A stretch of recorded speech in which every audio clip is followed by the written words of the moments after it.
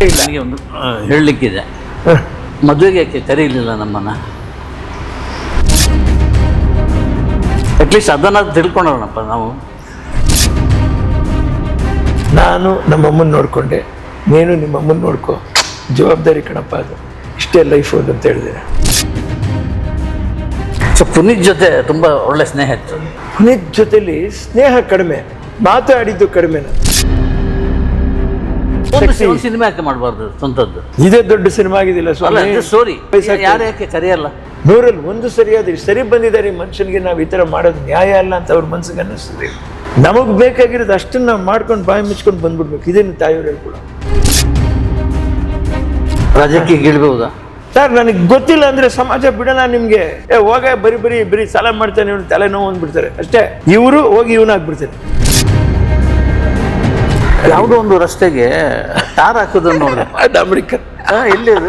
ಎಮರ್ಜೆನ್ಸಿಗೆ ಗಾಡಿ ಚಕ್ರ ಕೆಳಗಡೆ ಹೋಗಿ ಕಸ್ಕೊಂಡ್ ಕೂತ್ಕೊಂಡ್ಬಿಟ್ರೆ ಏನ್ ಮಾಡೋದು? ಅಲ್ಲಿವರೆಗೂ ಎಷ್ಟು ಜನ ಅಲ್ಲಿ ಕೆಳಗಡೆ ಬೀಳ್ತಾರೆ, ಅವ್ರ ಗತಿ ಏನು ಅಂತ ನಾನು ಪ್ರಶ್ನೆ ಕೇಳ್ತಾರೆ. ಬೇರೆ ಏನು ಸೇವೆ? ಗ್ಯಾಸ್ ಸೆಕ್ಯೂರಿಟಿಗೆ, ರೇಷನ್, ಸಂಬಳ ಎಲ್ಲ ವ್ಯವಸ್ಥೆ ಮಾಡಿ ಇಟ್ಟಿದ್ದೀವಿ. ಎಲ್ಲಿ ಔಷಧಿ ಶಾರ್ಟೇಜ್ ನಾವೇ ತಗೊಂಬಂದು ಕೊಡ್ತೀವಿ, ಬಿಡಲ್ಲ ನಾವು.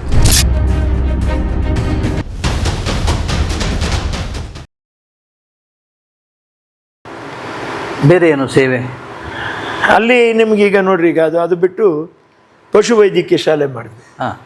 ನನ್ನ ಅಮ್ಮ ತೀರ್ಕೊಳ್ಳೋಕೆ ಅದು ಅಲ್ಲೇ ಮುಂದೆನೆ, ಮುಂದೆ ಮೇನ್ ರೋಡ್ ಸ್ವಲ್ಪ ಆಚೆ ಜಸ್ಟ್ 100 ಅಡಿ ಒಳಗಡೆ ಅದು ಮಾಡಿ. ಅದು ಉಪಮುಖ್ಯಮಂತ್ರಿಗಳು ಡಿ ಕೆ ಶಿವಕುಮಾರ್ ಸಾಹೇಬರು, ಸನ್ಮಾನ್ಯ ಡಿ ಕೆ ಶಿವಕುಮಾರ್ ಸಾಹೇಬರು ಅವರೇ ಬಂದು ಉದ್ಘಾಟನೆ ಮಾಡಿ, ಡಾಕ್ಟ್ರು ಕೊಟ್ಟು, ಡಿ ಗ್ರೂಪು ಕೊಟ್ಟು, ನಾನು ಒಂದು ಸೆಕ್ಯೂರಿಟಿ ಇಟ್ಟು.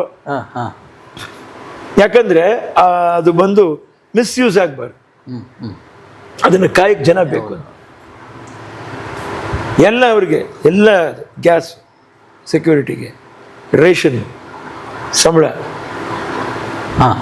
ಎಲ್ಲ ವ್ಯವಸ್ಥೆ ಮಾಡಿ ಇಟ್ಟಿದ್ದೀವಿ. ಯಾರು ಕೊಡೋ ಸಂಬಳ? ನಾವೇ ಇನ್ನು ಡಾಕ್ಟ್ರ್ ಅವ್ರು ಕೊಟ್ಟು ವ್ಯವಸ್ಥೆ ಮಾಡ್ಕೋತಾರೆ. ಆಮೇಲೆ ಅಂತ ತಗೊಂಡು ನಾವು ಇದು ಜೊತೆಲಿ NGO ಥರ ವರ್ಕ್ ಮಾಡಬೇಕು ಅಂತ ನಮಗೆ, ನಮ್ಮ ತಾಯಿಯವ್ರಿಗೆ ಅದೇ ಇಷ್ಟ ಆಯ್ತು. ಆಮೇಲೆ ಅಮ್ಮವ್ರ ಹೆಸರು ಇದು ನಿಲ್ಬಾರ್ದು. ಎಲ್ಲಿ ಔಷಧಿ ಶಾರ್ಟೇಜ್ ನಾವೇ ತಗೊಂಬಂದು ಕೊಡ್ತೀವಿ, ಬಿಡಲ್ಲ ನಾವು. ಯಾವುದೋ ಒಂದು ರಸ್ತೆಗೆ ಟಾರ್ ಹಾಕೋದನ್ನು ನೋಡಿದೆ. ಅಮೆರಿಕನ್ ಎಲ್ಲಿ ಅದು? ಇಲ್ಲಿ ನಮ್ಮ ಬೈಲ್ನಳ್ಳಿ ರೋಡು, ಬಸವನಹಳ್ಳಿ ರೋಡು. ಯಾರಿಗೂ ಇದನ್ನ ನೋಯಿಸ್ಬೇಕು ಅನ್ನೋದು ದೇವರಾಣೆಗಳ ಉದ್ದೇಶ. ಈ ನಿಮ್ಮ ದೃಶ್ಯ ಮಾಧ್ಯಮಗಳಲ್ಲಿ, ವಾಹಿನಿಗಳಲ್ಲಿ ಸುಮಾರು ಈ ಹಳ್ಳ ತೋರಿಸಿ ಬಿದ್ದೋಗಿದ್ರೆ. ಮೊನ್ನೆ ಒಂದು ಹೆಂಗಸು ಅದರಲ್ಲಿ ಬಿದ್ದುಬಿಟ್ಟು ಹೀಗೆ ಲಾರಿ ಹರಿದು ಹೋಗ್ಬಿಡ್ತು ಚಕ್ರ ಅವ್ರ ಮೇಲೆ. ಇದೆಲ್ಲ ಘೋರ ನೋಡಿದಾಗ ತುಂಬ ನೋವಾಯಿತು. ಸೊ ಹಾಗಾಗಿ ಸಣ್ಣದಾಗಿ ಇದ್ದಾಗಲೇ ನಾವು ಅದನ್ನು ಸರಿ ಮಾಡಿಬಿಡೋಣ, ದೊಡ್ಡದಾಗಿ ಯಾಕೆ ಇದು ಮಾಡಬೇಕು ಅಂತಲೇ ನಾವು ಅದನ್ನು, ನಾನು ಸುಮಾರು 15-20 ಸರಿ ನಾನು ಅದನ್ನ ಮಾಡಿಸಿದೆ. ಅದಕ್ಕೆ ನಂತರ ಬೇಕಾ? ಎಂತಿಲ್ಲ, ಪರ್ಮಿಷನ್ ಇಲ್ಲ. ಏನು ಹಳ್ಳ ಬಿದ್ದಿದ್ದಕ್ಕೆ ಮುಚ್ಚಕ್ಕೆ ಏನು ಪರ್ಮಿಷನ್ ಬೇಕು? ಅಲ್ಲ, ಟಾರ್ ತಂದು ಹಾಕುವಾಗ ಅವ್ರಿಗೆ ನೀವು ಮಾಡ್ತಾ ಇದ್ದೀರಿ ನಮ್ಮನ್ನ, ಅದು ಹೇಳಿದ್ರು ನನಗೆ. ಏನು ನೀವೇ ಮಾಡ್ತಾ ಇದ್ದೀರ ಅಂತ. ನಾನು ಮಾಡ್ತಾ ಇಲ್ಲ, ನೀವೇ ಮಾಡ್ರಿ. ಎಮರ್ಜೆನ್ಸಿಗೆ ಗಾಡಿ ಚಕ್ರ ಕೆಳಗಡೆ ಹೋಗಿ ಕಸ್ಕೊಂಡ್ ಕೂತ್ಕೊಂಡ್ಬಿಟ್ರೆ ಏನು ಮಾಡೋದು? ಮಾಡಿದ್ದಾರೆ ಅವ್ರು ಸಮಯ ಸಿಗ್ದಾಗ. ಅಲ್ಲಿವರೆಗೂ ಎಷ್ಟು ಜನ ಅಲ್ಲಿ ಕೆಳಗಡೆ ಬೀಳ್ತಾರೆ, ಅವ್ರ ಗತಿ ಏನು ಅಂತ ನಾನು ಪ್ರಶ್ನೆ ಕೇಳ್ತಾರೆ. ಅವ್ರ ಜೊತೆ, ಆ ಜನಗಳ ಜೊತೆ ನನ್ನ ಕಾರು ಟೈರ್ ಬೀಳ್ತದೆ, ಅದು ಬಿದ್ದರೆ ಅದು 15,000 20,000 ಸಸ್ಪೆನ್ಷನ್ ಮಾಡೋಕ್ಕಾಗಲ್ಲ. ಇದೊಂದು 10-12 ಸಾವಿರ ಖರ್ಚು ಮಾಡಿದ್ರೆ ಅದು ಉಳಿಯುತ್ತೆ. ಸ್ವಾಮಿ ಕಾರ್ಯನೂ ಆಯ್ತು, ಸ್ವಕಾರ್ಯನೂ ಆಯ್ತು, ಎರಡೂ ಆಯ್ತು. ನಾನು ಚೆನ್ನಾಗಿರ್ತೀನಿ, ಅವರು ಸ್ವಾರ್ಥ ಇಲ್ದಿರ ಯಾವುದು ನಡೆಯೋದಿಲ್ಲ. ವ್ಯವಹಾರ ಎಲ್ಲ ಕಲ್ತು ಬಿಟ್ರಿ? ಇಲ್ಲ ಅಲ್ವ? ಈಗ ಮತ್ತೆ ಜೀವನಕ್ಕೆ ಏನು ಇದೆ ತಾನೆ, ಉತ್ಪಾದನೆ ಅಷ್ಟೇ. ಇದೇನೆ ಅಲ್ಲಿರೋ ಸೈಟ್ ಎಮರ್ಜೆನ್ಸಿಗೆ ಎಲ್ಲಾನು ಬ್ಯಾಂಕಲ್ಲಿ ಫಿಕ್ಸ್ಡ್ ಡಿಪಾಸಿಟ್ ಹಾಕಿ ಕೇಳಿದ್ದಾರೆ ಅಮ್ಮ. ಅಲ್ಲೇನು ಈಗ ಪರಿಸ್ಥಿತಿ ನೋಡ್ರಿ, ಎಲ್ಲೊಂದು ಅರ್ಧ ಬಡ್ಡಿ ಬರುತ್ತೆ, ಅದಕ್ಕೆ TDS ಆಗುತ್ತೆ. ಉಳಿದಿದ್ದು ಆ ಉಳಿದಿದ್ದನ್ನ ಏನು ಮಾಡಬೇಕು ಅಂತ ಕೇಳಿ, ಈಗ ಇದು ಖಾಲಿಯಾಗಿ ಹೋಗುತ್ತೆ, ಏನು ಮಾಡ್ತೀಯ ಅಂತ ಕೇಳಿದೆ. ಏನು ಊರು ತೋಟ ಪೂರ ಮಾರಬೇಕು ಅಂತ. ಹೋಗಲ್ಲ ಬಡ್ಡಿ ಮಗನೆ, ಹಿಂಗನ್ನೋರು ಹೋಗಲ್ಲ ಬಡ್ಡಿ ಮಗನೆ, ನಿನ್ನೇನು ಕೋಟಿ ರೂಪಾಯಿನಲ್ಲಿ ನಿನ್ಗೆ ಸಾಕಿಲ್ಲ, ಸೋಂಬೇರಿ. ಏನು ತಿಂತೀಯ, ಇಷ್ಟು ತಿಂತೀಯ, ಅಷ್ಟಕ್ಕಿಷ್ಟು ಬೇಕಾ ದುಡ್ಡು ನಿನಗೆ ಅಂತ ಕೇಳೋರು. 1 kg ಅಕ್ಕಿಲಿ ಎಷ್ಟಾಗತ್ತೆ, ಎಷ್ಟು ಒದಗತ್ತೆ ಅನ್ನ, ಎಷ್ಟು ಜನ ಊಟ ಮಾಡ್ಬೋದು ಲೆಕ್ಕ ಇಟ್ಕೊಳ್ಳೋದು, ಸೋಂಬೇರಿ ಅಂತ ಹೇಳೋರು. ಎಲ್ಲ ತಲೆಯಲ್ಲಿ ಬರ್ಬೇಕು ನಿನಗೆ. ನೀನೊಬ್ಬ ಅಡುಗೆ ಭಟ್ಟನೂ ಆಗಬೇಕು, ನೀನು ಅದನ್ನು ಮೇಂಟೈನ್ ಮಾಡಬೇಕು, ಮನೆ ಮೇಂಟೈನ್ ಮಾಡಬೇಕು, ಜಾಗದ ಕಂದಾಯ ಮೇಂಟೈನ್ ಮಾಡಬೇಕು, ಕರೆಂಟ್ ಬಿಲ್ ಮೇಂಟೈನ್ ಮಾಡಬೇಕು, ಜಾಸ್ತಿ ಕಮ್ಮಿ ಯಾಕಾಗತ್ತೆ ಅಂತ ನೋಡಬೇಕು. 10ನೇ ತಾರೀಕು ಅವರು ಮೀಟರ್ ರೀಡಿಂಗ್ನವ್ರು ಬರಲಿಲ್ಲ ಅಂದರೆ ಫೋನ್ ಮಾಡಿ ಅವ್ರನ್ನ ಕರೆಸ್ಬಿಟ್ಟು ಬರೆಸ್ಬಿಡ್ಬೇಕು. 15 ದಿವಸ ಜಾಸ್ತಿ ಆಯ್ತು ಅಂದರೆ ಮೀಟ್ರ್ ಏನು ಜಾಸ್ತಿ ಆಗಿ ರೇಟ್ ಜಾಸ್ತಿ ಬರುತ್ತೆ. ಎಲ್ಲನೂ ನೀನು ಕರೆಕ್ಟ್ ಮಾಡಬೇಕು. ಒಂದು ಸರಿ ನೀನು ಬ್ಯಾಂಕಲ್ಲಿ ಬಡ್ಡಿಗೆ ಹಾಕಿದ್ರೆ 1 ವರ್ಷ ಆ ಬಡ್ಡಿ ದುಡ್ಡು ಮುಟ್ಟಬಾರ್ದು. ನೀನು ಅದು ಬೆಳೆದು ನಿಂತ ಮೇಲೆ ಆಮೇಲೆ ಒಂದೊಂದು ತಿಂಗಳಿಗೆ ಎಷ್ಟು ಬೇಕು ಅಷ್ಟು ಮಾತ್ರ ತೆಗೆದು ಖರ್ಚು ಮಾಡಿ. ಏನು ಪಾಠ ಇದು? ಯೂನಿವರ್ಸಿಟಿ ಅಂತ ಇದ್ದೀನಲ್ಲ ನಾನು. ಸರ್ ನನಗೆ ಗೊತ್ತಿಲ್ಲ ಅಂದರೆ ಸಮಾಜ ಬಿಡಲ್ಲ, ನಿಮಗೆ ಬಿಡಲ್ಲ. ಪುಕ್ಸಟಿ ಎಷ್ಟು ದಿವಸ ಕೊಡ್ತಾರೆ? ಹೋಗ ಬರೀ ಸಾಲ ಮಾಡ್ತಾನೆ, ಇವನು ತಲೆನೋವು ಅಂದ್ಬಿಡ್ತಾರೆ ಅಷ್ಟೇ. ಇವರು ಹೋಗಿ ಇವನಾಗ್ಬಿಡ್ತಾರೆ ವಿದಿನ್ ನೋ ಟೈಮು. ಅದನ್ನೆಲ್ಲ ಮೀರಿ ನಿಂತಾಯ್ತು. ಈಗ ಮೀರಿನಿಲ್ಲ ಶಕ್ತಿ. ಸಿನಿಮಾ ಯಾಕೆ ಮಾಡಬಾರ್ದು ಸ್ವಂತದ್ದು? ಇದೇ ದೊಡ್ಡ ಸಿನಿಮಾ ಆಗಿದಿಲ್ಲ ಸ್ಟೋರಿ. ಇದು ಸ್ಟೋರಿ, ಚಿತ್ರಕಥೆ. ಸಿನಿಮಾ ವಿನೋದನ ನಾವು ಅಲ್ಲಿ ನೋಡ್ಬೇಕು. ಹೇಳಕ್ಕಾಗಲ್ಲ, ನೀವು ಹೇಳಿದ ಸಮಯನೋ ಗಳಿಗೆನೋ ಆದ್ರೂ ಆಗ್ಬೋದು. ಯೋಚನೆ ಮಾಡಿಲ್ಲ, ಯೋಚನೆ ಮಾಡ್ತಾ ವಯಸ್ಸಾಗಿ ಯಾರು ಯಾಕೆ ಕರೆಯಲ್ಲ? ಪಾಪ ಕರೆದ್ರು, ಪಾಪ ನನಗೆ ಎಲ್ಲ ಇದು DKD ಎಲ್ಲದಕ್ಕೂ ಕರೆದು ಹೋಗೋಕ್ಕೆ ನನಗೆ ಸಮಯ ಆಗ್ತಾ ಇಲ್ಲ. ಈ ಜನಗಳನ್ನ ನಡ್ಕೊಂಡು ಮೊನ್ನೆ ಪಾಪ ಏರ್ಪೋರ್ಟ್ ಬೇಕು ಅಂತ ಹೇಳ್ಬಿಟ್ಟು ದೊಡ್ಡ ಇದಾಯ್ತು. ಪಾಪ ರೈತರೆಲ್ಲ ಕರೆದು 6,000 ಎಕರೆ ನಮ್ಮ ಮನೆಯೆಲ್ಲ ಹೋಗುತ್ತೆ ಸರ್, ಮಲಗಿಲ್ಲ ಯಾರು. ಪಾಪ ಹೋಗಿ ದೊಡ್ಡ ಮನಸ್ಸು ನಮ್ಮ ಉಪಮುಖ್ಯಮಂತ್ರಿಗಳದು. ನೀವು ಕಾಲಿಗೆ ಬಿದ್ದು ನಮಸ್ಕಾರ ಮಾಡಿ, ಸ್ವಾಮಿ ದಯವಿಟ್ಟು ತಾವೇ ಬಂದು ಪಶುವೈದ್ಯಕೀಯ ಶಾಲೆನ ಇದು ಮಾಡಿದ್ದೀರಾ, ಆಮೇಲೆ ಅಮ್ಮವ್ರ ಸ್ಮಾರಕ ಇದು ಮಾಡಿದ್ದೀರಾ, ಉದ್ಘಾಟಿಸಿದ್ದೀರಾ. ಅಲ್ಲಿ ಪ್ರಾಥಮಿಕ ಆರೋಗ್ಯ ಕೇಂದ್ರ ಇದೆ. ದಯವಿಟ್ಟು ತಾವು ಏರ್ಪೋರ್ಟ್ ಕಷ್ಟಪಟ್ಬಿಡ್ತಾರೆ ಜನ. ಈಗೀಗ ಈ ನೆಲಮಂಗಲದ ಜಾಗ ಬಂದು ಈಗೀಗ ಬೆಳಕನ್ನು ಕಂಡಿದೆ. ಈಗೆಲ್ಲ ಅವ್ರ ಕೈಯಿಂದ ಹೊಟ್ಟೋಗ್ಬಿಟ್ರೆ ಆಸ್ತಿ, ಪರ್ಯಾಯ ವ್ಯವಸ್ಥೆ ಅವ್ರಿಗೆ ಸಾಧ್ಯನೇ ಇಲ್ಲ. ಬೀದಿಗೆ ಬಂದುಬಿಡ್ತಾರೆ. ಹೌದಪ್ಪ, ಬಿಡಪ್ಪ, ನಾನು ಬೇರೆ ನೋಡ್ಕೋತೀನಿ ಬಿಡಪ್ಪ, ಆಯ್ತಪ್ಪ, ಕಟ್ ಮಾಡಿಬಿಟ್ರೆ ಅಷ್ಟೇ. ಎರಡೇ word, on the spot decision. ನಾನು ನನಗೇನು ಅನ್ನಿಸ್ತದೆ, ಆಯ್ಕೆ ಮಾಡಿ ಜನಪ್ರತಿನಿಧಿಗಳಾಗಿ ಅವ್ರನ್ನ ನಾವು ಕೂರಿಸಿದ್ದೀವಿ. ಅಲ್ಲಿ ಅವರು ನಮಗೆ ಬೆಲೆ ಕೊಡಲಿಲ್ಲ ಅನ್ನೋದ್ರ ಬದಲು ನಾವು ಅವರಿಗೆ ಬೆಲೆ ಕೊಟ್ಟು ಅವ್ರಿಗೆ ದೀರ್ಘದಂಡ ನಮಸ್ಕಾರ ಮಾಡಿ, ಸ್ವಾಮಿ ನಮಗೆ ಕಷ್ಟದಲ್ಲಿದ್ದೀವಿ ಅಂದರೆ ಯಾವ ದೇವರಾಗಲಿ ಯಾವ ಮಂತ್ರಿಗಳೇ ಆಗಲಿ ಯಾಕೆ ಅವ್ರ ಮನಸ್ಸು ಕರಗಲ್ಲ? 100 ಸರಿ ಹೋಗಿ 100ರಲ್ಲಿ 1 ಸರಿಯಾದ್ರೆ ಸರಿ ಬಂದಿದ್ದಾರೆ ಈ ಮನುಷ್ಯನಿಗೆ, ನಾವು ಈ ಥರ ಮಾಡೋದು ನ್ಯಾಯ ಅಲ್ಲ ಅಂತ ಅವ್ರ ಮನಸ್ಸಿಗೆ ಅನ್ನಿಸ್ತದೆ. ನಮಗೆ ಬೇಕಾಗಿರೋದು ಅಷ್ಟನ್ನು ನಾವು ಮಾಡ್ಕೊಂಡು ಬಾಯಿ ಮುಚ್ಕೊಂಡು ಬಂದ್ಬಿಡ್ಬೇಕು. ಇದೇನು ತಾಯಿಯವ್ರು ಹೇಳ್ಕೊಡ. ಉಳಿದಿದ್ದು ಅವ್ರಿಗೆ ಯಾರಿಗೂ ಬುದ್ಧಿ ಹೇಳೋದು ಕ್ಯಾನ್ಸಲ್ ಆಯ್ತಾ? ಆಯ್ತು, ದೇವ್ರದ್ದು ಇದಿಲ್ಲ, ಆಯಿತು. ನೆಮ್ಮದಿಯಾಗಿದ್ದಾರೆ ರೈತರು, ನೆಮ್ಮದಿಯಾಗಿದ್ದಾರೆ. ಏನಾದ್ರು ಮುಖ್ಯಮಂತ್ರಿ ಉಪಮುಖ್ಯಮಂತ್ರಿಗಳ ಹೆಸರು ಹೇಳ್ಕೊಂಡು ನೆಮ್ಮದಿಯಾಗಿರ್ತಾರೆ. ವಿನೋದ್ ರಾಜ್ ಯಾರು ಅಲ್ಲ ಅದಕ್ಕೆ. ಖಂಡಿತ ಪಾಪ ಡಾಕ್ಟರ್ ಎಂ ಲೀಲಾವತಿಯವರು ಅವ್ರ ಮೇಲೆ ಉಪಮುಖ್ಯಮಂತ್ರಿಗಳಿಟ್ಟಿರುವಂಥ ಗೌರವ ಮತ್ತು ಕಲಾಪದಲ್ಲಿ ಆ ಮಾತು ಅವ್ರು ಮಾತಾಡಿದ್ರು. ಕೆಲವೊಬ್ಬರು ಬದುಕಿದ್ದು ಸತ್ತಾಗಿರ್ತಾರೆ, ಸತ್ರೂ ಬದುಕ್ತಾಗಿರ್ತಾರೆ. ಅದು ಡಾಕ್ಟರ್ ಎಂ ಲೀಲಾವತಿಯವರು. ಬಿಡಿ, ಪ್ರಾಥಮಿಕ ಆರೋಗ್ಯಗಳ ಕೇಂದ್ರ ಕಟ್ಟಿರ್ತಾರೆ, ಮಾಡಿರ್ತಾರೆ ಎಷ್ಟೋ ಜನ. ಅದೇ ಪ್ರಾಣಿಗಳಿಗೋಸ್ಕರ ಎಮ್ಮನಿಗೆ ಪ್ರಾಣಿ ಮೇಲಿರ್ತಕ್ಕಂಥ ದಯೆ, ಅವರ ಒಂದೊಂದು ಮಾತುಗಳು ನನಗೆ ಅವರು ಕೊಟ್ಟಿರೋ ಸನ್ಮಾನ ಅನ್ಸ್ಬಿಡ್ತೀನಿ. ನಿಜವಾಗಿ ಅವ್ರು ಕೊಟ್ಟಿರೋ ಸನ್ಮಾನ, ಅವ್ರ ಬಾಯಿನಲ್ಲಿ ಬರುವಂಥ ಮಾತು ನನಗೆ ನಿಜವಾಗ್ಲೂ ಅನ್ನಿಸ್ತು, ಆಪ್ಯಾಯಮಾನವಾಗಿತ್ತಪ್ಪ. ಅವರು ಆತ್ಮಕ್ಕೆ ನಿಜವಾಗ್ಲೂ ತೃಪ್ತಿ ಆಗುತ್ತೆ ಅಂತ ನನಗೆ 2 ಕೈ ಮುಗಿದ್ಬಿಟ್ಟೆ. ನಾನು ನಿಜವಾಗ ಇಲ್ಲಿ ಕಂಟೆಸ್ಟ್ ಮಾಡ್ಬೋದಾ? ರಾಜಕೀಯ ಇಳ್ಬೋದಾ? ಯಾರು ನಾವೆಲ್ಲಿ ರಾಜಕೀಯ ಕಿಳಿಯೋದು? ಬನ್ನಿ ಸರ್, ರಾಜಕೀಯ ಇಲ್ಲದೇ ನಾವು ಒಳ್ಳೇದು ಮಾಡೋದು. ಈಗ ನೋಡಿ, ಈಗ ನಾವು ಮಾಡ್ತಾ ಪಾಪ ಅದು ನಾನು ಸರ್ಕಾರಕ್ಕೂ ಹೇಳಲ್ಲ. ರಸ್ತೆ ಮಾಡಿರೋದು ಏನಾಗುತ್ತೆ, ವ್ಯವಸ್ಥೆ ಖರ್ಚು ಮಾಡಿ ಅವ್ರು ಇಲ್ಲಿ ಬರಬೇಕಾಗತ್ತೆ. ಈಗ ಒಂದೇನೋ ಮಾಡಬೇಕಾಗ ಪಾಪ ಅವರಿಗೆ ಬಿಲ್ ಆಗಬೇಕಾಗತ್ತೆ. ಆ ಬಿಲ್ ಆಗದಿರೋ ಅವ್ರು ಮಾಡೋಕ್ಕಾಗಲ್ಲ. ತಮ್ಮ ಕೈಯಿಂದ ಹಾಕಿ ಅಲಿಯೋ ಪರಿಸ್ಥಿತಿ ಆಗಿಬಿಟ್ರೆ ಆಲ್ರೆಡಿ ಖರ್ಚು ಮಾಡಿ ಬಂದಿರ್ತಾರೆ, ಅದಕ್ಕೆ ಮೇಲೆ ಖರ್ಚು. ಇದು ಟೆಕ್ನಿಕಲ್ ಪ್ರಾಬ್ಲಮ್ ಸುಮಾರು ಜನಕ್ಕೆ ಅರ್ಥ ಆಗಲ್ಲ.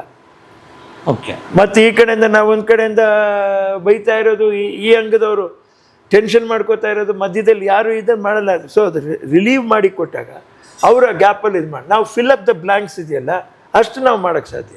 ಮಿಕ್ಕಿದ ಪಾಪ MLA ಸಾಹೇಬರು ನಿಂತು ಮಾಡಿದ್ರು. ಪಾಪ ಅವ್ರು ಏನಾಗುತ್ತೆ ಅವ್ರು ಮಾಡಿದ್ದಾರೆ. ಅದ್ರ ಬಗ್ಗೆ ಎಲ್ಲ ಇವ್ರೇನು ಮಾಡಿದ್ರು, ನಾವು ನೆವರ್ ಪಾಪ ಮಾಡಿದ್ದಾರೆ.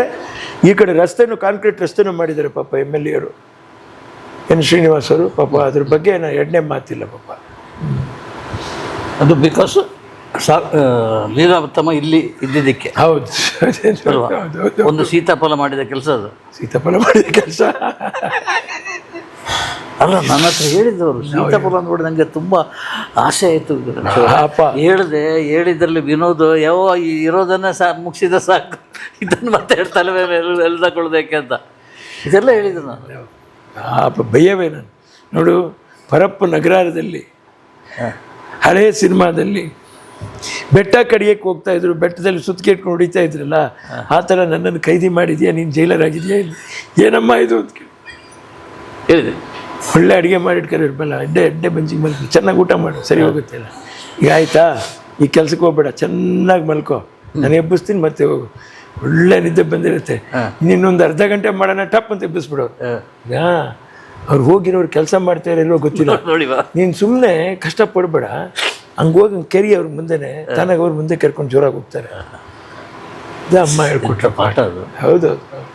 ನಾನು ರೈತರಿಗೆ ಹೇಳೋದಿದ್ದೇನೆ, ಅಲ್ಲೇನೋ ಮಾಡ್ತಾರೆ, ಒಪ್ಪಿಸ್ಬಿಟ್ಟಿದ್ದೀನಿ, ನಿಂತ್ಕೋ ಮಾಡು. ಒಂದು ಶ್ರೀ ಕ್ಷೇತ್ರ, ಬರೀ ಅದು ಕ್ಷೇತ್ರ ಅಲ್ಲ, ಎಷ್ಟೋ ಜನಗಳ ಶ್ರಮ, ವೀರೇಂದ್ರ ಹೆಗ್ಗಡೆಯವರ ಶ್ರಮ, ಅವ್ರ ತಂದೆಯವರ ಶ್ರಮ, ಅದರ ಪ್ರತಿಫಲವಾಗಿ ಅದು ಬೆಳೆದಿರುತ್ತೆ ಆ ಧರ್ಮ. ಸುಮ್ಮನೆ ಇಲ್ಲ, ಭಗವಂತ ಸ್ಥಾಪನೆ ಆಗುವಂಥ. ಅವಾಗ ಅನ್ನಿಸ್ತು, ಅವಾಗ ಅಮ್ಮವ್ರು ಹೇಳೋರು, ತೋಲ ಹೆಂಚೆ ಮಲ್ಪರಿ ಹೇಗೆ ಮಾಡ್ತಾರೆ ನೋಡು, ತಿಳ್ಕೊ. ಅನ್ನ, ಅಕ್ಕಿಗೆ ಎಷ್ಟು ಅನ್ನ ಒದಗತ್ತೆ ಅನ್ನುವಂಥ ತಿಳುವಳಿಕೆ ಕಣಪ್ಪ, ಅರ್ಥ ಮಾಡ್ಕೊ. ರೇಷನ್ನಲ್ಲೇ ಬದುಕಿರೋದು, ಜೀವನ ಇರೋದು. ಊಟ ನಡೆದ್ಬಿಟ್ರೆ ದುಡ್ಡು ಗಿಡ್ಡು ಆಮೇಲೆ ಅಡ್ಜಸ್ಟ್ ಆಗುತ್ತೆ ನೀವು. ಅದು ಹಂಗಾಗಿ ನಾನು ಎಲ್ಲರಿಗೂ ರೇಷನ್ನು, ಗ್ಯಾಸು ಕಷ್ಟಪಟ್ಟು ವ್ಯವಸ್ಥೆ ಮಾಡಿಸ್ತೀನಿ, ನಾನು ಬಿಡೋದಿಲ್ಲ. ಗ್ಯಾಸ್ ಅಂಗಡಿಯಲ್ಲಿ ಕೈ ಮುಗಿದ್ಕಪ್ಪ, ನಿನ್ನ ಹೆಸರು ಹೇಳ್ಕೊಂಡು ಒಲೆ ಹಚ್ತೀನಪ್ಪ, ಏನೋ ಮಾಡಪ್ಪ, ಹೀಗೆ ಕೇಳೋದು. ನಿಮ್ಮ ಹೆಸರು ಹೇಳ್ಕೊಂಡು ನಮ್ಮ ಮನೆ ಒಲೆ ಇರುತ್ತೆ, ಏನು ಮಾಡಪ್ಪ, ಡಿಸ್ಕೌಂಟ್ ಸ್ವಲ್ಪ ಮಾಡಪ್ಪ ದಯವಿಟ್ಟು. ಆಗಿನ ಚಿತ್ರರಂಗ ಈಗಿನ ಚಿತ್ರರಂಗ, ಆಗಿನ ತಕ್ಕಾಗ ಹಾಗೆ ಆಗಿತ್ತು, ಈಗಿನ ತಕ್ಕಾಗ ಹೀಗಿದೆ. ಬೇಜಾರಾಗಲ್ವಾ? ಬೇಜಾರಿಗೆ ಬೇಜಾರಾಗ್ತಾ ಇಲ್ಲ. ನಾವು ಬೇಜಾರು ಮಾಡ್ಕೊಂಡು ಎಲ್ಲಿಗೆ ಹೋಗ್ಲಿ ಅಪ್ಪಾಜಿ, ಬೇಜಾರಿಗೆ ಬೇಜಾರಾಗ್ತದೆ. ನನಗೆ ಅನ್ಸೋದೇನು ಗೊತ್ತಾ, ಅಣ್ಣ ಅವರ ಜೊತೆ ಪಕ್ಕದಲ್ಲಿ ಚಕ್ಕಳಂಬಕ್ಕಳ ಕೂತ್ಕೊಂಡು ಊಟ ಮಾಡಿದೆವು ನಾನು. ಇಲ್ಲಿ ರಾಜ್ಕುಮಾರ್, ಇಲ್ಲಿ ನಾನು ಮಹದೇವಪುರದಲ್ಲಿ. ಇದನ್ನು ನಾನು ಹೇಳ್ತಾ ಇರೋದು. ಈಗ ಸಾಧ್ಯನಾ? ನಾವಿಬ್ಬರು ಕೂತ್ಕೊಳ್ಳೋಣ ಈಗ ಧಾರಾಳವಾಗಿ, ಅದೇ ಎಲ್ಲಿ ಬೇಕಾದ್ರೂ. ಅಯ್ಯೋ, ಬಟ್ ಆ ಸಂಸ್ಕೃತಿ ಇದು ಎಲ್ಲೋ ಇತ್ತು, ಸಂಸ್ಕಾರ. ತೆಗೆದ್ಬಿಟ್ರೆ ಖಾರ ಮಾತ್ರ ಉಳಿದಿದೆಯಾ ಅಂತ ಅಲ್ವಾ? ಖಾರವಾಗಿದೆ. ಇದು ಏನು, ಶೂಟಿಂಗ್ ಆದ ಕೂಡಲೇ ಸ್ಟ್ರೈಟ್ ಹೋಗಿ ಬಸ್ಸಲ್ಲಿ ಕೂತ್ಕೊಂಡ್ಬಿಡ್ತಾರೆ, ಕಾರ್ವನ್ನಲ್ಲಿ, ಸಂಪರ್ಕನೇ ಇರಲ್ಲ. ಇದು 40-45 ವರ್ಷ ಸರ್ವಿಸ್ ಆಗಿರೋ ಹಿರಿಯ ಪತ್ರಕರ್ತ ಹೇಳ್ತಾ ಇರೋದು. ನಮಗೆ ಬೇಕಾದವ್ರು ಸಿಗ್ತಾ ಇದ್ರು. ಹೌದೌದು, ಸಿಗಬೇಕಾದ ಅನಿವಾರ್ಯತೆ ಯಾವಾಗಲೂ ಎಲ್ಲ ಕಾಲಕ್ಕೂ ಇದೆ. ಯಾಕಂದರೆ ಜನಗಳಿಗೂ ನಮ್ಮ ಮಧ್ಯೆನೂ ಎಷ್ಟೇ ನಮ್ಮ ಸಾಮಾಜಿಕ ಜಾಲತಾಣ ಮತ್ತು ನೀವು ಇನ್ಸ್ಟಾಗ್ರಾಮು ಏನಾದರೂ ಹೇಳ್ರಿ, ಆದರೆ ಅವು ನಿಮ್ಮ ಒಂದು ಏನಿದೆಯಲ್ಲ ವಿಜುವಲ್ ಭಾವನೆ, ಭಾವಚಿತ್ರ ಅಲ್ಲಿ ಮಾತಾಡ್ತಾ ಇರ್ತದೆ ಅಷ್ಟೇ. ಅದು ಬಂದು ಈಗ ಮುಟ್ಟಿ ಮಾತಾಡಿಸ್ದಾಗೆ ನಿಮ್ಮ ಹತ್ರ ನಾನು ಈಗ ಭಾವುಕನಾಗಿ ಮಾತಾಡಿರೋ ಥರ ಎದುರಲ್ಲಿ ಮಾತಾಡಿರೋಷ್ಟು ಒಂದು ಏನು ಹೇಳ್ತೀರಾ, ಒಂದು ಇದು ಸಿಗೋದಿಲ್ಲ, ಆ ನಂಟು ಸಿಗಲ್ಲ. ನಂಟು ಯಾವಾಗ ಸಿಗಲ್ವೋ ನಮ್ಮ ಗಂಟು ತುಂಬಲ್ಲ. ನಾನು ಇದನ್ನೇ ನಮ್ಮ ಹತ್ರ ಹೇಳ್ತಾ ಇದ್ದಿದ್ದು, ಎಷ್ಟು ಚಂದ ಸಾಹಿತ್ಯ ಬರೀತೀರಿ, ಒಂದು ಸಿನಿಮಾಕ್ಕೆ ಸಾಹಿತ್ಯ ಗಂಟು ತುಂಬಲ್ಲ. ಯಾಕೆ ಗಂಟು ತುಂಬ್ತಾ ಇಲ್ಲ ಅಂದರೆ ನಮ್ಗೆ ಗೊತ್ತಾಗಲಿಲ್ಲ, ಅಲ್ಲಿ ನಂಟು ಸಿಗಲಿಲ್ಲ, ಅದಕ್ಕೆ ಇಲ್ಲಿ ಗಂಟು ತುಂಬಲಿಲ್ಲ. ನಾನೇನು ಹೇಳ್ತಾ ಇದ್ದೀನಿ, 10 ರೂಪಾಯಿ ಅವ್ರದ್ದು 10 ರೂಪಾಯಿಯಷ್ಟು ನಂಟು ನೀವು ಇಟ್ಕೊಳ್ರಿ. 5 ರೂಪಾಯಿಯವರು 5 ರೂಪಾಯಿ ಎಷ್ಟಾದರೂ ನೀವು ನಂಟು ಇಟ್ಕೊಳ್ಳಿ, ಮೇಲೆ ಒಂದು ರೂಪಾಯಿ ಎಕ್ಸ್ಟ್ರಾನು ಮಾಡೋಕ್ಕೆ ಪ್ರಯತ್ನ ಮಾಡಿರಿ. ನೆಕ್ಸ್ಟ್ ಅದು 5.5 ಆಗಲಿ, ನಿರ್ಮಾಪಕನು ಸಂತೋಷ ಪಡಲಿ. 2 ರೂಪಾಯಿಯವರು 2 ರೂಪಾಯಿಯವರು ಅಷ್ಟು ನಂಟು ಇಟ್ಕೊಂಡ್ಮೇಲೆ ಮೇಲೆ ಇನ್ನೊಂದು ರೂಪಾಯಿ ನಂಟು ಜಾಸ್ತಿ ಬೆಳೆಸ್ರಿ. ಅಭಿಮಾನಿಗಳ ಜೊತೆ, ಪತ್ರಕರ್ತರ ಜೊತೆ, ಎಲ್ಲರ ಜೊತೆ ಬೆಳೆಸ್ರಿ. ಕಷ್ಟ ಆಗುತ್ತೆ, ಯಾವುದು ಕಷ್ಟ ಇಲ್ಲ. ಮಕ್ಕಳನ್ನ ಹೆರುವಾಗ ತಾಯಿಂದರೆಲ್ಲ ಕಷ್ಟಪಟ್ಬಿಟ್ಟಿದ್ರೆ ನಾವೆಲ್ಲ ಹುಡ್ತಾ ಇದ್ವಾ? ತೂತು ನನಗೆ ನೋವಾಗತ್ತೆ, ಬೇಡಪ್ಪ ಬೇಡ ಸ್ವಾಮಿ ತೆಗೆದುಬಿಡಿ ಅಂತ ಹೇಳ್ಬಿಡ್ಬೋದಾಗಿತ್ತು. ಹೇಳಲಿಲ್ಲ, ಯಾವ ತಾಯಿನೂ ಹೇಳಲಿಲ್ಲ. ಜನ್ಮ ತಾಳಿದ ಮಗು ದೊಡ್ಡದಾಗಿ ಬೆಳೆದ್ಬಿಟ್ಟು ಭಾರಿ ಕಷ್ಟ, ಭಾರಿ ತಲೆನೋವು, ಎಷ್ಟೆಲ್ಲ ಬಂದು ಅಷ್ಟೆಲ್ಲ ಮಾಡಿ ಅವ್ರು ಹೆತ್ತು ಬಿಟ್ಟು ನಿಮ್ಮನ್ನು ಇಷ್ಟು ದೊಡ್ಡದಾಗಿ ಮಾಡಿ ಬೆಳೆಸಿದ್ದಾರೆ. ಮಾನ ಮರ್ಯಾದೆ ಮುಚ್ಚಿಸಿ, ನಾಚಿಕೆ ಮಾನ ಮರ್ಯಾದೆ ಸಂಸ್ಕಾರ ಎಲ್ಲವನ್ನೂ ಕಳಿಸ್ಕೊಟ್ಬಿದ್ದಾರೆ. ಚಿಕ್ಕದಾಗಿ ಸಂವಿಧಾನನೂ ಕಳಿಸ್ಕೊಟ್ಟಿರ್ತಾರೆ ಅವರು. ಹೊರಗಡೆ ಹೋದರೆ ನಾವು ಹೇಗೆ ನಡ್ಕೋಬೇಕು ಅಂತ ಎಲ್ಲವನ್ನೂ ಗೊತ್ತಿದ್ದು ನಾವು ಮರೆತು ನಡ್ಕೊಳ್ತಾ ಇರುವಂಥ ಪರಿಸ್ಥಿತಿ ಕಾಲ ಬಂದ್ಬಿಟ್ಟಿದೆ. ಇರ್ಬೋದು, ತಿದ್ಕೊಳ್ಳೋ ಟೈಮ್ ಬಂದ್ಬಿಡ್ತು. ಏನಕ್ಕೆ ತಿದ್ಕೊಳ್ಳಿದ್ರೆ ಜನಸಂಖ್ಯೆ ಜಾಸ್ತಿ ಆಯಿತು, ಬೇಡಿಕೆಗಳು ಜಾಸ್ತಿ ಆಯಿತು, ಆಸೆಗಳು ಅದಕ್ಕಿಂತ ಜಾಸ್ತಿ ಆಯಿತು, ಅತಿ ಆಸೆಗಳು ಜಾಸ್ತಿ ಆಯಿತು, ಇದ್ರ ಜೊತೆಲಿ ದುರಾಸೆಗಳು ಇನ್ನಷ್ಟು ಆಯಿತು. ಸೊ ಅತಿ ಆಸೆ, ದುರಾಸೆ ಇವು ಎರಡು ಭಾರಿ ಕಾರ್ಕೋಟ ವಿಷಯ ಇದ್ದಾಗ. ಆಸೆಯಲ್ಲಿ ಯಾವ ವಿಷಯನೂ ಇಲ್ಲ, ಅದು ಇರಬೇಕಾದ್ರೆ ಅದು ಇಲ್ಲ ಅಂದರೆ ಡಿಮ್ಯಾಂಡೇ ಇಲ್ಲ. ನನಗೆ ಒಂದು ಹೇಳಲಿಕ್ಕಿದೆ. ಎಲ್ಲದಕ್ಕೂ ನಾವು ಇನ್ವೈಟ್ ಮಾಡಿದ್ವಿ. ನಮ್ಮ ಮನೆಗೆ ಬಂದಿದ್ದು ನೆನಪಿದ್ಯಾ? ಅಮ್ಮನ ಮನೆಗೆ ಬಂದಿದ್ದೀವಿ ಹಾಡಿದ್ದು ನೆನಪಿದ್ಯಾ? ಗಣನಾಯಕಾಯ. ಮದುವೆಗೆ ಯಾಕೆ ಕರೀಲಿಲ್ಲ ನಮ್ಮನ್ನ? ಎಲ್ಲಿ ಅದು ಮದುವೆ ಸಡನ್ ಹೋಗಿದ್ದು ಬೆಟ್ಟಕ್ಕೆ. ಅದು ಹರ್ಕಲ್ ಬಟ್ಟೆ ನಂದು ಶರ್ಟು, ಅದನ್ನು ಟರ್ನಿಂಗ್ ಮಾಡ್ಕೊಂಡು ಹೋಗಿ ಮದುವೆ ಮಾಡ್ಕೊಂಡು ಬಂದಿದ್ದು ಅಷ್ಟೇ. ಎಲ್ಲಿ? ತಿರುಪತಿಲಿ. Arrange marriage? Love marriage? Arrange. ಅಮ್ಮನೇ ನಿಂತು ಮಾಡಿಸಿದ್ದು? ಮಾಡಿಸಿ ಅಟ್ಲೀಸ್ಟ್ ಅದನ್ನಾದ್ರು ತಿಳ್ಕೊಂಡೋಣಪ್ಪ ನಾವು.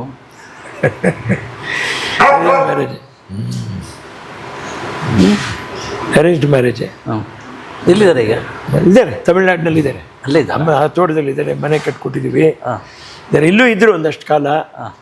ಅಲ್ಲಿನೂ ಬೇಕಾಗಿತ್ತು. ಯಾಕಂದರೆ ಅಮ್ಮವ್ರು ಒಂದು ಏನು ಯೋಚನೆ ಮಾಡಿದ್ರು ಅಂದರೆ, ಈ ಬೆಳವಣಿಗೆಗೆ ಇಷ್ಟು ಆಸ್ತಿ ಆವತ್ತು ಅದಕ್ಕೆ ಅಷ್ಟು ಬೆಲೆ ಇರಲಿಲ್ಲ. ಹೋಗ್ತಾ ಹೋಗ್ತಾ ಹೋಗ್ತಾ ಹೋಗ್ತಾ ಬೆಳೀತು. ಈಗ ಅದು ಒಳ್ಳೆ ಪ್ರಬುದ್ಧಮಾನಕ್ಕೆ ಬಂದು ನಿಂತಿರುವಂಥ ಆಸ್ತಿ ಆಯಿತು. ಅವ್ರು ಹೇಳೋರು, ಜಾಸ್ತಿ ಇದ್ದಾಗ ನಿನಗೆ ಮತ್ತೊಂದು ಆಸ್ತಿ ತೆಗೆದುಹಾಕೋಕ್ಕೆ ಬೇಕಾದಷ್ಟು ಎಷ್ಟಿದೆಯೋ ಅಷ್ಟು ನೀವು ಮಾರಬೇಕು. ಮತ್ತೆಲ್ಲ ಆಸ್ತಿ ಅದಕ್ಕೆ ತೆಗೆದುಹಾಕಬೇಕು. ಅರ್ಧ ದುಡ್ಡು ಬ್ಯಾಂಕಲ್ಲಿ ಹಾಕಬೇಕು ನೀನು. ಆಯಿತಾ?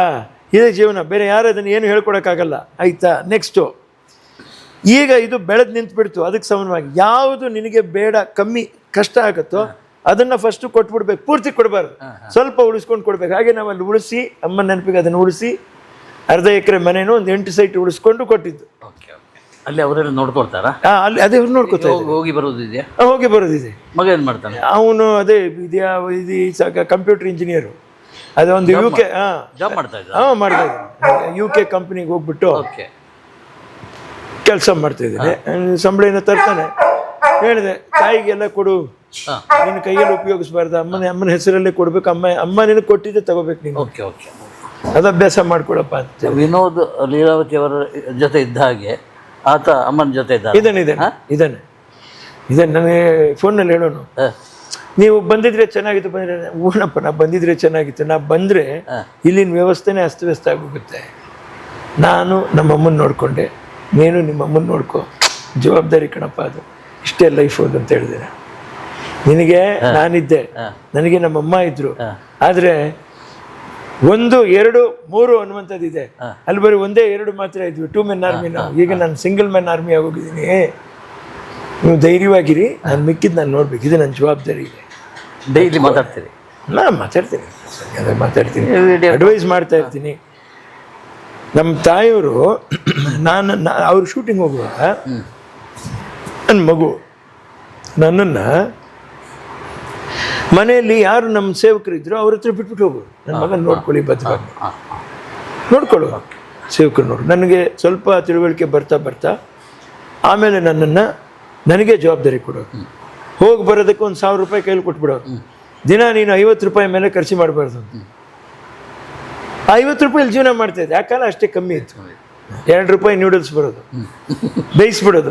ಏನು ಮಾಡಿ ಬೇಯಿಸ್ಬಿಟ್ಟು ಮೊಟ್ಟೆ ತೊಗೊಂಬಂದು ಚೆನ್ನಾಗಿ ಬೇಯಿಸ್ಬಿಟ್ಟು ಚೆನ್ನಾಗಿ ಪೀಸ್ ಮಾಡಿಬಿಟ್ಟು ಅದಕ್ಕೆ ಹಾಕ್ಬಿಡೋದು, ಹಾಕೊಂಡು ತಿನ್ನೋದು. ಇಷ್ಟು ಜೀವನ ಮಾಡಿದ್ದು. ಇದು ಸತ್ಯ. ಇದು ಹ್ಯಾಕ್ ಕಳೆದ್ವಿ ಎನ್ನುವಂಥದ್ದು. ಆದರೆ ಇದು ಅರ್ಥಗರ್ಭಿತವಾಗಿತ್ತು ಜೀವನ. ತುಂಬ ಸರಿಯಾಗೋಯ್ತು ಅಮ್ಮ ಹೇಳಿರುವಂಥ ಪಾಠ. ಹಾಗೆ ನನ್ನನ್ನು ಬೆಳೆಸ್ಕೊಂಬಂದ್ರೆ, ಹಾಗೆ ಇವ್ರಿಗೂ ನಾನು ಹೇಳ್ತಾ ಇದ್ದೀನಿ, ಸೇವಕರನ್ನು ನೀವು ಬಿಡಬೇಡಿ. ನಾನು ಎಲ್ಲರೂ ಏನು ಕೇಳ್ಕೊತಾ ಇದ್ದೀನಿ, ಎಲ್ಲರೂ ಒಂದೊಂದು ಅಂಗ ಇಲ್ಲಿ. ನಾವು ಹೇಗೆ ತಗೊಳ್ತೀವೋ ಹಾಗಿರುತ್ತೆ. ಈಗ ನಮ್ಮಮ್ಮ ಹೇಳಿದ ದೊಡ್ಡ ಪಾಠ, ಬೈತೀಯ, ಉಗಿತೀಯ, ನೀನು ಸರಿ ಇಲ್ಲ ಅಂತ ಏನೇನೋ ಮಾತಾಡ್ತೀಯ ನೀನು. ಅವ್ರು ಬೇಜಾರು ಮಾಡ್ಕೊಂಡು ಹೊರಗಡೆ ಹೋದರೆ ನಾಳೆ ಬೆಳಿಗ್ಗೆ ನಿನ್ನ ಬಟ್ಟೆ, ಪ್ರಾಣಿ, ಇದು ಅದು ಒರೆಸೋದು ನೀನು ಮಾಡ್ತೀಯಾ? ಮಾಡಿ ಬೆಳಗ್ಗೆ ಎದ್ದು ಮಾಡಿ ನೋಡೋಣ, ನಿನ್ನ ಬಟ್ಟೆ ನೀನು ಒಗಿಯ ಬಡ್ಡಿ ಮಗನೇ ಅಂತ. ಹಾಸ್ಟೆಲ್ ಯಾಕೆ ಬಿಟ್ಟಿದ್ದು? ಮನೆಗೆ ಬಂದ ತಕ್ಷಣ ಬಿಸಾಕ್ತೀಯಾ? ಮೋಸ್ಟ್ ನೋಡು ಹೇಗಿರುತ್ತೆ. ಕರ್ಮ ಕಾಸು ತಗೋತಾರೆ ಅಂತ ಹೋಗಿತಾರೆ, ನಾಚಿಕೆ ಆಗ್ಬೇಕು ನಿನ್ನ ಜನ್ಮಕ್ಕೆ ಅಂತ. ಸರಿ ಅಂದಿದ್ದು ಅಷ್ಟೇ. ಟೊಕ್ಕು ಟೊಕ್ಕು ಟೊಕ್ಕು ಟೊಕ್ಕು ಟೊಕ್ಕು ಟೊಕ್ಕು ಒಗೆಯದೆ, ಹೊಡಿವೆಲ್ತಾರೆ ಹಾಕೊಂಡು ಟೊಕ್ಕು ಟೊಕ್ಕು ಟೊಕ್ಕು ಒಗೆಯದೆ. ಈಗಳಿಗೆವರೆಗೆ ಹೋಗಿತೀನಿ ನಾನು, ಯಾರು ಕೊಡಲ್ಲ. ಇಲ್ಲ, ಭಾರಿ ಅಸಹ್ಯ ಆಯ್ತು ಅಂತ ಹೇಳಿ. ಎಲ್ಲ ಅಡಿಗೆ ಮಾಡ್ತೇವೆ, ಎಲ್ಲ ಅಡಿಗೆ ಹೇಳ್ಕೊಡ್ತೀನಿ, ಮಾಡ್ರಿ ಹಿಂಗೆ ಮಾಡ್ರಿ, ಎಲ್ಲ ಚೆನ್ನಾಗಿ ಮಾಡ್ತಾರೆ. ಅಲ್ಲ, ಸ್ವತಃ ನೀವು ಮಾಡಿದ್ರು ಗೊತ್ತಾ? ಮಾಡಕ್ಕೆ ಸಮಯ ಆಗಲಿಲ್ಲ. ಇಲ್ಲ, ಒಂದು ಕಾಲಕ್ಕೆ ಮಾಡಿ ಎಲ್ಲ ಬಿಟ್ಟು ಮರ್ತಾಯಿತ್ತು. ಎಲ್ಲ ಮಾಡ್ತಾರೆ, ಮಾಡಿಕೊಡ್ತಾರೆ. ಆಮೇಲೆ ಹೇಳೋರು, ನಾನಿರೋವರೆಗೂ ನಾಲ್ಗೆಗೆ ರುಚಿ ಇರುತ್ತೆ. ನನ್ನ ನಂತರ ಜೀವನದಲ್ಲಿ ಸಪ್ಪೆ ಹೇಗಿರುತ್ತೆ ಅನ್ನೋಂಥದ್ದು ನೀನು ಅರ್ಥ ಮಾಡ್ಕೋಬೇಕಾಗತ್ತೆ. ಅದನ್ನು ತುಂಬ ಅರ್ಥ ಮಾಡಿಕೊಂಡು ತುಂಬ ಸರಿ ಹೇಳ್ತೀನಿ ನಾನು. ಪುನೀತ್ ಅವರು ಆ ಊಟ ಮಾಡುವಾಗ ಆ ಬಾಯಲ್ಲೇ ನೀರು ಬರೋದನ್ನು ನೋಡಿದ್ದೀನಿ ನಾನು. ಬಿರಿಯಾನಿ ತಿನ್ನುವಾಗ ನೀರು ಬರೋದನ್ನು ನೋಡಿದ್ದೀನಿ. ಅದು ಟೇಸ್ಟ್ ಅಲ್ಲ. ಅಯ್ಯೋ, ಅದನ್ನು ತೋರಿಸಿದ್ದು ನನಗೆ ನಾನು ಮತ್ತೆ ಹೋಗಿ ಯಾಯಪ್ಪನ ನೋಡಿ ತಿರುಗಿ ಹೋಗಿ ಬಿರಿಯಾನಿ ತಿನ್ನೋ ಆಸೆ ಬಂದ್ಬಿಡ್ತಾನೆ. ಹಾರ್ಟ್ ಪ್ರಾಬ್ಲಮ್ ಇದ್ರೆ ಬಿರಿಯಾನಿ ತಿನ್ನಬೇಕು ಅಂತ ಆಸೆ ಬಂದ್ಬಿಡ್ತು. ಅದನ್ನು ನೋಡಿ ಅದೆಲ್ಲ ಕೊರೋನಾ ಟೈಮ್ನಲ್ಲಿ ಏನು ಹೋಗ್ಬಾರ್ದು, ಎಲ್ಲಿ ಹೋಗ್ಬಾರ್ದು ಅಂದರೆ ಇನ್ನೂ ಜಾಸ್ತಿ ಆಸೆ ಬಂದ್ಬಿಡ್ತು. ಆವಾಗ ಊಟ ಭಾರಿ ರುಚಿಯಾಗಿ ಕಾಣ್ತು. ರಸ್ತೆಯಲ್ಲಿ ಮಾಡಿದ್ದೆಲ್ಲ ರುಚಿಯಾಗಿ ಕಾಣಿಸ್ತು. ಅವಾಗ ಅಂದ್ಕೊಂಡೆ, ಪಾಪ ಇಷ್ಟು ತಿನ್ನಬೇಕು ಅಂತ ಆಸೆ ಇರುತ್ತೆ ಒಬ್ಬ ಮನುಷ್ಯನಿಗೆ ಅಂತ ನೋಡಿ ಅನ್ನಿಸ್ತಾರೆ, ತಿನ್ನೋ ಆಸೆ. ಸೊ ಪುನೀತ್ ಜೊತೆ ತುಂಬ ಒಳ್ಳೆ ಸ್ನೇಹ ಇತ್ತು. ಪುನೀತ್ ಜೊತೆಲಿ ಸ್ನೇಹ ಕಡಿಮೆ, ಮಾತಾಡಿದ್ದು ಕಡಿಮೆ. ನಾನು ಶಿವಣ್ಣನ ಹತ್ರ ಜಾಸ್ತಿ ಮಾತಾಡಿದ್ದೀನಿ. ಓಕೆ. ಪುನೀತ್ ಹತ್ರ ಕಡಿಮೆ. ಬಟ್ ಆತ ಒಂದು ನಡ್ಕೊಳ್ತಾ ಇದ್ದಿದ್ದ ರೀತಿನೂ ಮತ್ತೆ ಆಮೇಲೆ ಒಂದು ಉದ್ಯಮಿಯಾಗಿ ಅಮ್ಮವ್ರು ಹೇಳೋರು, ನೋಡು ತುಲ ಆಯೆ ಜಮೀನ್ ಒಂದು ಮತ್ತು ಕಟ್ಟಡ ಕಟ್ಟದ ಇನ್ನು ಸೇಲ್ ಮಲ್ಪೆ ಆಯೆ ವ್ಯಾಪಾರ ಮಲ್ಪೆ ನಾ ತರಿತುಲ ಅಮ್ಮವರು ಹಾಗೆ. ಆ ಟ್ಯಾಲೆಂಟ್ ಏನಿದು ಟ್ಯಾಲೆಂಟ್ ಹೇಗೆ ಮಾಡಿ ನೀನು ಕಲಿಬೇಕು, ನೀನು ಮಾಡಿ. ಯಾರು engineer Kalaimon, right? Jupiter construction, right? ಕರುಣಾನಿಧಿಯವ್ರ ರಿಲೇಷನ್ ಅವರು. ಅವ್ರ ಬ್ಯಾಕಿಂಗ್ ನಮಗೆ ತಮಿಳ್ನಾಡಿನಲ್ಲಿ. ನನ್ನ ತಾಯಿಯವ್ರು ಹೇಳಿದ್ರು, ಅವರು ತುಂಬ ಅಭಿಮಾನ ನಮ್ಮ ತಾಯಿಯವ್ರ ಮೇಲೆ. ಅಮ್ಮ ಇನ್ನಮ್ಮ ಅಂತ ಹೇಳಿದ್ರು. ಅವ್ರು ಬೋರ್ಡಲ್ಲಿ ಬರೆದಿದ್ದಾರೆ ನೋಡಿ, ನಿಮ್ಮ ಆಸೆಗಳನ್ನು ನಿಮ್ಮ ಮಗನ ಜೊತೆಯಲ್ಲಿ ಇದ್ದು ನಾನು ನಿಮ್ಮ ಮಗನಲ್ಲಿ ಒಬ್ಬನಾಗಿ ಕೆಲಸ ಮಾಡಿ ಎಲ್ಲವನ್ನೂ ಮುಳುಗಿಸ್ಕೊಡ್ತೀವಿ ನಮ್ಮಮ್ಮ ಅಂತ ಸಿಗ್ನೇಚರ್ ಹಾಕಿದೆ. ದರ್ಶನ್ ಜೊತೆ ದರ್ಶನ್ನೇ ಪಾಪ, ನಿಜವಾಗ್ಲೂ ದರ್ಶನ್ನೇ ಪಾಪ. ಎಲ್ಲ ಒಂದು ಕಡೆ ಉಗ್ರವಾದ ದರ್ಶನ ಆಗ್ತಾನೆ, ಎಲ್ಲ ಒಂದು ಕಡೆ ಸೌಮ್ಯವಾಗಿಬಿಡ್ತಾನೆ. ಹೇಗೆ ಈ ಪರಿಸ್ಥಿತಿಗಳನ್ನ ಯೋಚನೆ ಮಾಡೋದು ಕೂಡ ನನಗೆ ಆಗ್ತಾಯಿಲ್ಲ. ಆದರೆ ಒಂದು ದರ್ಶನ್ ನೀವು ಕಂಡಾಗೆ, ನಾವೆಲ್ಲರೂ ಕಂಡಾಗೆ, ಕನ್ನಡ ಚಿತ್ರರಂಗಕ್ಕೆ ಭರವಸೆ, ಹಣದ ಭರವಸೆ, ಆಮೇಲೆ ಚಿತ್ರಮಂದಿರಗಳಿಗೆ ಜನದ ಮಿನಿಮಮ್ ಭರವಸೆ ಕೊಡ್ತಕ್ಕಂಥ ಇವತ್ತಿನ ನಾಯಕ. ಸುಮಾರು ನನಗೆ ಈ ಒಂದು 5-10 ವರ್ಷದಿಂದ ಏಕೈಕ ನಾಯಕ ಅಂದರೆ ಅದು ದರ್ಶನ್ ಅವರೇನೆ. ಖಂಡಿತ ಸುಮ್ಮನೆ ಅವರಿಗೆ ಮುಖಸ್ತುತಿ ಮಾತಾಡಿ ಅವ್ರನ್ನ ಹಾಕೊಂಡು ನಾನು ಸಿನಿಮಾ ಮಾಡಬೇಕು ಬಂದ ತಕ್ಷಣ ಅವ್ರ ಡೇಟ್ಗೆ ಆ ಭಾವನೆನಲ್ಲ. ಇದು ನಾನು ಆತ್ಮೀಯವಾಗಿ ಹೇಳ್ತಾ ಇದ್ದೀನಿ, ನಮ್ಮ ಚಿತ್ರರಂಗದ ಹಿತಕ್ಕೋಸ್ಕರ ಹೇಳ್ತಾ ಇದ್ದೀನಿ. ಇರಬೇಕಾಗಿತ್ತು, ಒಂದು ಕಲಾವಿದರು ಈ ಥರ ಇರಬೇಕಾಗಿತ್ತು. ಸಮಯ ಸಂದರ್ಭಗಳು ಯಾವಾಗ ಹೇಗೆ ಬರುತ್ತೋ ಗೊತ್ತಿಲ್ಲ. ಆದರೆ ಅವರು ಮತ್ತೆ ಬಂದು ಮತ್ತೆ ನಮ್ಮ ಚಿತ್ರರಂಗ ಒಳ್ಳೆಯದಾಗಬೇಕು. ನಾನು ಹೇಳ್ತಾ ಇರೋದು ಇಷ್ಟೇ, ಈ ಏಳು ಬೀಳು ಅನ್ನುವಂಥದ್ದು ಈ ಜೀವನದಲ್ಲಿ ಎಲ್ಲ ಮಾಮೂಲಿ. ಇದರ ಮಧ್ಯೆ ನಾವೆಲ್ಲ ಕಲಾವಿದರು, ನಾವು ಒಗ್ಗಟ್ಟಾಗಿರಬೇಕು, ನಾವು ಪ್ರೀತಿಯಿಂದ ಇರಬೇಕು. ನಮ್ಮನ್ನು ಕೂಡಿಸೋರು ಯಾರು? ಕೂಡಿಸೋರು ನಮ್ಮ ಜೊತೆಲೇ ಇದ್ದಾರೆ. ಪತ್ರಕರ್ತರು ನಾವು ಮರ್ತು ಬಿಡ್ತೀವಿ, ವಾಹಿನಿಗಳನ್ನೂ ನಾವು ಮರ್ತು ಬಿಡ್ತೀವಿ, ಎಲ್ಲವನ್ನೂ ನಾವು ಮರ್ತು ಬಿಡ್ತೀವಿ. ಮರ್ತು ನಾನು ಮಾತಾಡೋದೇ ಸರಿ ಅಂತ ನಾವು ಮಾತಾಡೋಕೆ ಹೋಗ್ತೀವಿ ಮುಂದೆ, ಅದು ಸ್ವಲ್ಪ ತೊಂದರೆ ಆಗುತ್ತೆ. ಕೂರಿಸಿ ಮಾತಾಡಿದ್ರೆ ನೀವುಗಳು ಎಷ್ಟು ಚೆನ್ನಾಗಿ ಮಾತಾಡ್ತೀರಾ. ನಾನು ಹೇಳ್ತಾ ಇದ್ದೀನಲ್ಲ, ನಿಮಗೆ ಕಾನೂನು ಗೊತ್ತು, ನಿಮಗೆ ಸಮರಸವೂ ಗೊತ್ತು, ಸಮಾಧಾನವೂ ಗೊತ್ತು. ಅದು ನನಗೆ ಗೊತ್ತಿಲ್ಲ ಅಷ್ಟೇ. ನಾನು ನಿಮ್ಮನ್ನು ಕೇಳ್ಕೋಬೇಕು. ಕೇಳಿದಾಗ ಎಲ್ಲವನ್ನೂ ನೀವು ಮಾಡ್ತೀರಾ. ಯಾಕೆ ನೀವು ಮನಸ್ಸಿಲ್ವಾ? ಇದೆ. ನಾವು ಮಾತಾಡಬೇಕು. ನಾ ಬೇಜಾರು, ಯಾರು ದಯವಿಟ್ಟು ಬೇಜಾರು ಮಾಡ್ಕೋಬೇಡಿ. ನಾನು ಕಂಡಿದ್ದು ಕಾವೇರಿ ಕಾಂಟಿನೆಂಟಲ್ನಲ್ಲಿ ಮಾತಾಡ್ತಾ ಇದ್ದಾಗ ಈ ಅಣ್ಣವ್ರು ಎದ್ದು ಮಾತಾಡಿದಾಗ ನೀವು ಅಧ್ಯಕ್ಷರಾಗಿ, ನೋಡಪ್ಪ ನನಗೆ ಅಧ್ಯಕ್ಷತೆ ಗೊತ್ತಿಲ್ಲ, ನನಗೆ ನಾಯಕತ್ವ ಅನ್ನುವಂಥದ್ದು ಗೊತ್ತೇ ಇಲ್ಲ. ನೋಡಿ ಇಲ್ಲೆಲ್ಲ ನಿಂತಿದ್ದಾರೆ, ಇವರೆಲ್ಲ ಹೀಗೆ ಮಾಡಿ ಅಂತ ಹೇಳಿದ್ರೆ ನಿಮ್ಮ ಜೊತೆಲಿ ನಾನು ಇರ್ತೀನಿ. ಆ ಮುಗ್ಧತನದಲ್ಲಿ ಎಲ್ಲರೂ ನಮ್ಮ ಜೊತೆಲಿ ಇರ್ತಾರೆ. ಅವರೆಲ್ಲರೂ ನಮ್ಮನ್ನು ಕೈ ಹಿಡಿದು ನಡೆಸ್ತಾರೆ. ಇವತ್ತು ತಮಿಳುನಾಡಿನಲ್ಲಿ ಒಬ್ಬ ವಿಜಯವರು ಮುಖ್ಯಮಂತ್ರಿ ಆಗಬೇಕಾದ್ರೆ ಹಲವಾರು ಕಣ್ಣಿಗೆ ಕಾಣದೇ ಇರತಕ್ಕಂಥ ನಿಮ್ಮಂಥ ಜನಗಳು ಸೇರಿ ಇವರು ಬರಬೇಕು. ಮೌನದಲ್ಲಿ ಅವರನ್ನು ಬೆಳೆಸ್ಬಿಟ್ರು. ಮೌನದಲ್ಲಿ, ಒಳ್ಳೆ ಮಾತಿನಲ್ಲಿ, ಒಳ್ಳೆ ಬರಹದಲ್ಲಿ ಅವರನ್ನು ಅವ್ರ ವ್ಯಕ್ತಿತ್ವನೇ ಎಲ್ಲರಿಗೂ ಸಾರ್ಬಿಟ್ರು. ಉಳಿದವ್ರು ತಿಳ್ಕೊಂಡ್ರು 20 ಸೀಟ್ ಮೇಲೆ ಬರ್ತಾರೋ 30 ಸೀಟ್ ಮೇಲೆ ಬರ್ತಾರೋ ಎಲ್ಲರೂ ಹಾಸ್ಯಾಸ್ಪದವಾಗಿ ಅದನ್ನು ಇದು ಮಾಡ್ತಾಯಿದ್ರು. ಯಾವಾಗ 4ನೇ ತಾರೀಕು ಬೆಳಿಗ್ಗೆ ಇವರು ಎಣಿಕೆನಲ್ಲಿ ಮುಂದಿದ್ದಾರೆ ಅಂತ ಎಲ್ಲರೂ ಮುಖನ ಸಪ್ಪೆ ಆಗಿಬಿಡ್ತಾರೆ. ಹಾಗಾಗಿ ನಾನು ಹೇಳ್ತಾ ಇದ್ದೀನಿ, ಅನೇಕ ಜನರು ಇದಕ್ಕೆ ಕಾರಣರಾಗಿರ್ತಾರೆ. ನಮ್ಮೊಬ್ಬರಿಂದ ಆಯಿತು ಅಂತ ನಾವು ತಿಳ್ಕೊಂಡದ್ದನ್ನು ಮರೆತು ನಿಮ್ಮೆಲ್ಲರಿಂದ ಆಯಿತು ಅನ್ನುವಂಥ ಭಾವನೆ ಯಾವಾಗ ಬರುತ್ತೋ ನಮ್ಮ ಕನ್ನಡ ಚಿತ್ರರಂಗ ಯಾವುದಕ್ಕಿಂತ ಕಮ್ಮಿ ಇಲ್ಲ. ಅಣ್ಣವರನ್ನ ಎಷ್ಟು ಸಲ ಭೇಟಿಯಾಗಿದ್ದೀರಿ? No comments. ನಾನು ಏನೂ ಮಾತಾಡಲ್ಲ. ಕುಡಿತಾರೆ ಮಾಡಿ ನಿನಗೆ ಬಾಯಲ್ಲಿ ಹಾಕಿದ್ರ ಇಲ್ಲ ತಾನೆ? ಇಲ್ಲ. ಅವರಲ್ವಾ ಕುಡಿದಿದ್ದು? ಅವ್ರು ಕೂಡ ನಿನಗೆ ಎಲ್ಲಿ ಹೊಟ್ಟೆ ಉರಿತದ? ಇಲ್ಲಿ ಲಿಸ್ಟ್ನಲ್ಲಿ ಎಷ್ಟು ಜನ ಇದ್ದಾರೆ? 100 ಜನ. ತಿಂಗಳಿಗೆ 100 ಜನ. 10 ಜನ ತಮಿಳ್ನವ್ರು ಇದ್ದಾರೆ. ಮುಖಕ್ಕೆ ಬಣ್ಣ ಹಚ್ಚಿ ನೆಕ್ಸ್ಟ್ ನಾವೆಲ್ಲಾದ್ರೂ ಬೇರೆದಕ್ಕೆ ಹೋಗ್ಬಿಟ್ಟಾಗ ನೋಡು ಸಿನಿಮಾದವ್ರು ಕೆಲಸ ಮಾಡ್ತಾವ್ರು ನೋಡ, ಅಲ್ಲಿ ಮಾತಾಡ್ರಿ. ಸರ್ಕಾರಕ್ಕೆ ಏನು ಪ್ರಾಬ್ಲಮ್ ಇದೆ? ಇಕ್ಕಟ್ಟಿದೆ. ಸಬ್ಸಿಡಿ 10 ಲಕ್ಷ ರೂಪಾಯಿ ಬರೋದು. ಆ ಸಬ್ಸಿಡಿನ ಮಾತಾಡ್ರಿ ಕರೆಕ್ಟಾಗಿ. ಗ್ರಾಸ್ ಇಷ್ಟು, ನೆಟ್ ಇಷ್ಟು, ಹೋಗ್ತಾ ಇಷ್ಟು, ಥಿಯೇಟರ್ ಬಾಡಿಗೆ ಇಷ್ಟು, ಒಂದು ವಾರದ್ದು ಮೈನಸ್ ಆಗ್ತಾ ಪ್ರೊಡ್ಯೂಸರ್ಗೆ ಬರುವಂಥದ್ದು. ಪರ್ಸನಲ್ ಬೇರೆ ಯಾರಿಗೂ he has not touched others purse or any personal matter. ಅದನ್ನು ನಾವು we should not ದೊಡ್ಡದಾಗಿ ಅದನ್ನು ಇದು ಮಾಡಬಾರ್ದು.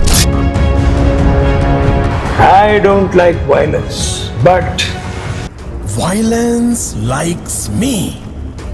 ಆಕಾಶ ಭೂಮಿಗಳ ಒಂದು ಮಾಡಿ ನಿಂತ ನಿನ್ನೈ ಆಕಾರವೇನು